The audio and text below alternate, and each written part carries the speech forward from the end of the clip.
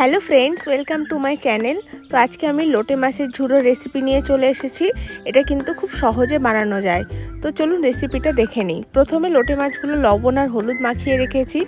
एरपर एकटा चपारेर मध्य आदा रसुन और काँचा लंका निये भालो करे चप करे नियेछि।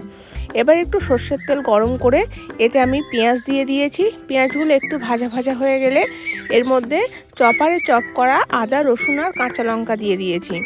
सबगुलो एकटु भालो करे भेजे निये एबार दिए देब टमेटो और दिए दिচ্ছি কিছু মশলা যেমন লবণ, হলুদ, কাশ্মীরি গুঁড়ো লঙ্কা, ধনে গুঁড়ো আর জিরে গুঁড়ো। এবার সব মশলাগুলো ভালো করে কষাতে হবে। মশলা থেকে যখনই তেল ছেড়ে আসবে তখনই আগে থেকে ম্যারিনেট করে রাখা লোটে মাছগুলো একে একে এইভাবে সাজিয়ে দিতে হবে। এভাবে যদি লোটে মাছগুলো সাজিয়ে দেওয়া যায় তাহলে খুব সহজে কাঁটাটা কিন্তু বাদ দেওয়া যায়, আর না হলে লোটে মাছের কাঁটা ছাড়াতে কিন্তু খুব সমস্যা হয়। তো আমি সমস্ত লোটে মাছগুলো দিয়ে দিয়েছি। দিয়ে এবার ঢাকনা চাপা দিয়ে 5 মিনিট মতো রান্না করে নেব।